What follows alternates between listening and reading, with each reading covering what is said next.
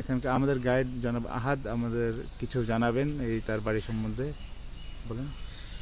Michael Madhusudan 1824 25শে জানুয়ারি এই জন্মভূমিতে মধুসূদন জন্মগ্রহণ করেছিল। জন্মের পরে মধুসূদন শিশুবেলায় 9 বছর পিতামাতার সঙ্গে এই বাড়িতে বসবাস করছেন। 9 বছর পর মধুসূদন এখান থেকে কলকাতায় পড়াশোনার উদ্দেশ্যে চলে যান। কলকাতা থেকে ইংল্যান্ড, ফ্রান্স বিভিন্ন দেশে উনি পড়াশোনা করছেন এবং ভ্রমণ করছেন। প্রথম মধুসূদন 18 বছর বয়সে মধুসূদন খ্রিস্টান ধর্ম গ্রহণ করছে। প্রথম রেবেকা নামে স্কটিশ মহিলা রেবেকাকে ইংল্যান্ডে বিবাহ করছিল। রেবেকা ছিলেন বাঙালি খ্রিস্টান। জি। রেবেকার 2 পুত্র 2 কন্যা সহ মধুসূদন রেবেকাকে ডিভোর্স করে ফ্রান্সে আসেন মধুসূদন ব্যারিস্টারি পড়তে। ফ্রান্সে এসে উনি ব্যারিস্টারি পাস করার পরে দ্বিতীয় স্ত্রী হেনরিয়েটাকে, ফরাসি মহিলা হেনরিয়েটাকে বিবাহ করেন। শর্মিষ্ঠার কন্যা মিল্টন আলবার্ট নেপোলিয়ন। শর্মিষ্ঠার ওই দেশে বিবাহ হয়। মিল্টন 3 বছর বয়সে মারা যান। আলবার্ট নেপোলিয়ন ছেলে মাইকেল লঞ্চ ডটন, নেভি চার্লস ডটন, ডরিস ডটন, ক্যালেডন, মুনা ডটন। মাইকেল লঞ্চ ডটনের মেয়ে হচ্ছে জেনিফার পেজ। এই জেনিফার পেজ বর্তমান কলকাতা পিজি হাসপাতালের ডাক্তার। ওনার ছেলে আছেন লিয়ান্ডার পেজ, অল বিশ্বের বিখ্যাত একজন নাম করা টেনিস তারকা, মাইকেলের বংশধর। কে লিয়ান্ডার পেজ? জি, ভারতের বিখ্যাত টেনিস তারকা। উনি বেঁচে আছেন। মাইকেলের কোনো বংশধর এই বাড়িতে নাই। মধুসূদন যখন শিশুবেলায় এই বাড়িতে উনি বসবাস করছেন তখন এই পাশের গ্রামে শেখপুরা, ওখানে মসজিদে হুজুর ছিলেন লুৎফর রহমান হক। ওনার কাছে মধুসূদন পড়াশোনা করতেন। ওনার কাছে উনি বাংলা এবং ফার্সি ভাষা শিখছেন। 9 বছর পর্যন্ত শিশুবেলায় উনি ওনার কাছে লেখাপড়া করছেন। 9 বছর বয়সে এখান থেকে কলকাতা চলে যান। এখন আপনারা যে বাড়িতে যেগুলো দেখছেন উনি মধুসূদন ওনার পরিবারের সঙ্গে যেগুলো ব্যবহার করছেন এই এন্টিকুটিগুলো আছে। ওনার ব্যবহৃত খাট, সিন্দুক, গ্রামোফোন, টুপি রাখার পাত্র, ওনার ব্যবহৃত খাট, যে খাটে মধুসূদন পিতামাতার সঙ্গে শিশুবেলায় ঘুমাইছেন এটা, এবং ওনার জন্মভূমি। এই বাড়িটা সব কিছু ভেঙে গিয়েছিল। 2000 সালে সংস্কার করা হয়েছে। পরবর্তীতে প্রতি বছরে এই সংস্কারের কাজ চলে। এখন আমাদের এখানে অধিকাংশ জমিগুলো পাবলিকের দখলে চলে গেছিলো। পাবলিক কাজটাও গভর্নমেন্ট অ্যাকোয়ার করে নিয়ে আমাদের এখানে 20 বিঘা এরিয়া ক্যাম্পাস আছে। আমাদের এখানে দর্শনার্থীদের আসার জন্য 10 টাকা প্রবেশ ফি মূল্য টিকিট।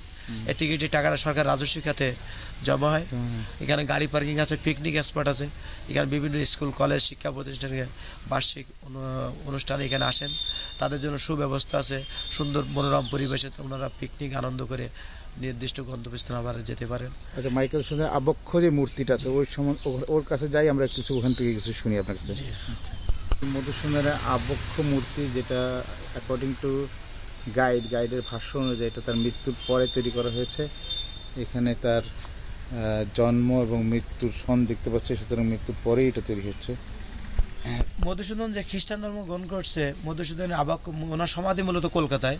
উনি 1873 সালে 29 জুন রোজ রবিবার বেলা 2 ঘটিকার সময় আলিপুর দাতব্য চিকিৎসালয়ে মধুসূদন মৃত্যুবরণ করেছিল।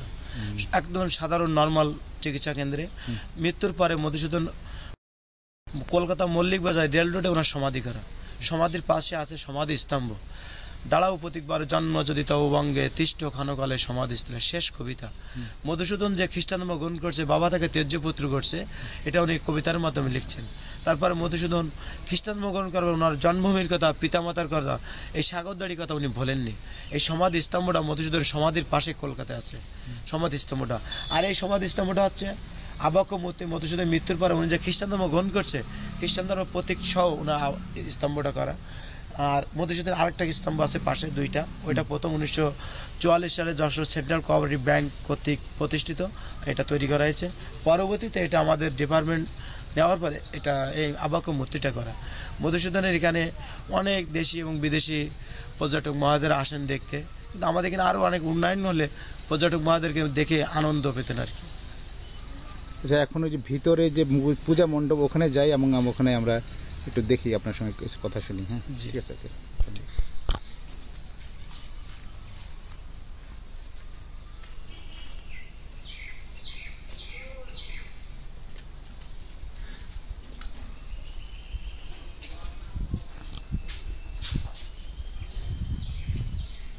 এই সেই পুজো মণ্ডপ এলাকা, বেশ সুন্দর। বিশেষ করে পূজা মণ্ডপ স্থানটি অত্যন্ত মনোরম। এখানে 2-3 সারি স্তম্ভ রয়েছে, যার মধ্যে পূজা করা হতো, এখনো পূজা হয়। তো আমরা তো জানতে পেরেছি, আমি আমার গাইডের কাছ থেকে আরও একটু বিস্তারিত জানার চেষ্টা করছি। এটা ছিল ওনার বাবার পৈতৃক জমিদার বাড়ি। জমিদার বাড়ির সামনের অংশ হচ্ছে পূজা মণ্ডপ। পূজার সময় দর্শনার্থীদের যারা পূজা দেখতে আসেন তাদেরকে টিকিট নেওয়া হয় না, আর যারা জাদুঘর দেখতে আসেন তাদের কাছ থেকে সরকারি টিকিট, রাজস্ব টিকিটটা কালেকশন করা হয়। এখানকার পূজার জন্য পূজার দর্শনার্থী সম্পূর্ণ উন্মুক্ত থাকে। আর এখনও এখানে 2টা পূজা হয়, কালী পূজা এবং দুর্গা পূজা। এই মধুসূদনের বাবা পূজা করতেন, সেই সূত্র ধরে এখনও এখানে পূজা হয়ে আসছে। ধন্যবাদ। আমরা একটু ভিতরে যাচ্ছি ওই পূজা মণ্ডপ এলাকাটা দেখার জন্য। চমৎকার আর্চ রয়েছে, আর্চের পিছনে বেশ কিছু বাতি ঘর বা ওটা কুলুঙ্গি, প্রদীপ জ্বালানোর জন্য কয়েকটি খোপ রয়েছে, যেটা আমরা বাগেরহাটেও দেখেছি মসজিদের মধ্যে। এটাকে ঘুরে আমরা এখন যেতে চাচ্ছি, যেখানে এখানে কিছু প্রদর্শনী সামগ্রী দেখা যাচ্ছে। কিছু বলবেন আমাদের এই বিষয়ে? জি, এটা 1997 সালে প্রধানমন্ত্রী শেখ হাসিনা ক্ষমতা আসার পরে মাইকেলের জন্মবার্ষিকী মধুমেলা উদ্বোধন করতে এসে উনি এই মাইকেলের বাড়িকে মধুপল্লী প্রকল্প ঘোষণা দিয়েছিলেন। সেই প্রকল্পের মাধ্যমে উনি করছেন সংস্কারের পূর্বের ছবি এবং পরবর্তী ছবি, এটা যে পরিত্যক্ত অবস্থায় পাবলিকের দখলে চলে গিয়েছিল, সেখান থেকে আরো সামনে এগিয়ে যাচ্ছে এবং দেখতে পাচ্ছি একটা ঐতিহ্যবাহী একটা কি একটু কাঠের সিন্ধুক। কিছু বলবেন এটা সম্বন্ধে? জি, এই কাঠের সিন্ধুকটা ওনার পরিবারবর্গে ব্যবহার করতেন এবং বিভিন্ন আসবাবপত্র ওনাদের পরিবারে এগুলো ভিতরে রাখতেন। রাখার পর ভিতরে রেখে উপরে ঘুমানোর ব্যবস্থা ছিল। বাড়িতে যারা সিকিউরিটি গার্ড থাকতেন, নিরাপত্তা রক্ষী, ওনারা এর পারে এবার ঘুমানোর ব্যবস্থা ছিল। খাট সিস্টেম, এটা খুব কারুকার্যময়, খুব সৌন্দর্য কারুকার্য, এটা 200 বছর আগের ঐতিহ্য। একটি ছাদে ওঠার সিঁড়িটা উপর দিকে উঠে গেছে ছাদ পর্যন্ত। এটা আমি খুব দেখিনি কোনো জায়গায়, তো চমৎকার। এটা হচ্ছে ছাদে ওই পর্যন্ত যাওয়া যাবে এবং এটা আমি সম্পূর্ণ জিনিসটা দেখাচ্ছি আপনার, যেটা পূজার অংশটা। এটা মাঝখানে খুব সুন্দর চত্বর সৃষ্টি হয়েছে, বাগানও বানানো হয়েছে চারিদিকে।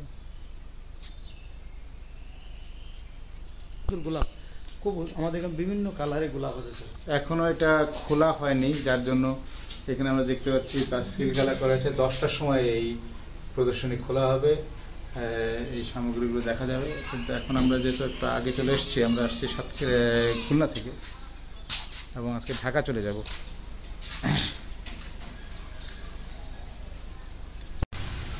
এটা কাচারি ঘর পিছনে রিপেয়ার করার পরে এখন বর্তমানে অফিস করছে, কাস্টোডিয়ান কাজে। এখন কাচারি ঘর। এটা বাড়ির মেন গেট ছিল এই সময়কার, সামনেটা ছিল পূজার গেট, এটা বাড়ির মেন গেট ছিল। এই গেট দিয়ে ওনার ভিতরে প্রবেশ, গেট দিয়ে আমরা প্রবেশ করছি। ইনার কোর্ট, বিল্ডিংটির আরেকটি ইনার কোর্ট, যেখানে তাদের আত্মীয় স্বজন বা তার চাচা থাকতেন বলতে জানা যায়। এখন কোনো বংশধর এখানে নেই বলে জানাচ্ছে। আমরা ইনার কোর্টের ধরে একটা বারান্দার মতন ধরে এগিয়ে যাচ্ছি। বারান্দা না, পুকুরের পাড়ে।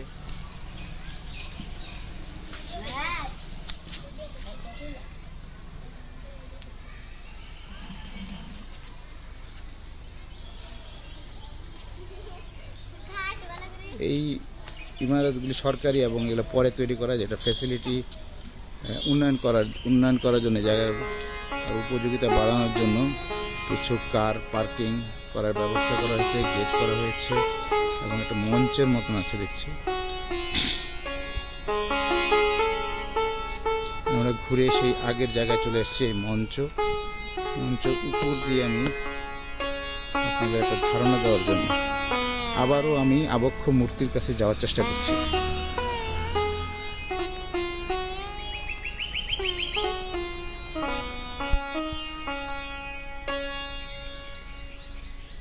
এখন একটা 360 ডিগ্রি রোটেশন দিয়ে আমি আপনাকে দেখানোর চেষ্টা করছি যে আসলে জায়গাটা কীরকম।